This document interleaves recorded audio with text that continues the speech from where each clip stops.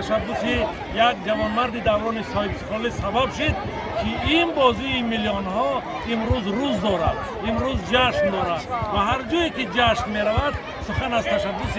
تاجیکستان عزیز می رود و از محترم رستم امالی می رود. برای همین فکر میکنم که امروز خرد بزرگ تاجیکستان با واسطه فوتبال و ورزش رو میارند و سالمی رو میارند و این همه در سرگه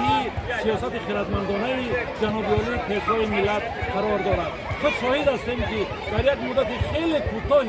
تاریخی کل تاجیکستان مالامال میدان‌های فوتبالی شد و این میدان‌ها همه روزا مالامال جوانان و فرزندان ما هستند و خاطر همین همه فوتبالباز خوب نمی‌شود، همه فوتبالباز کسبی نمی‌شود، ولی او سالم می‌شود،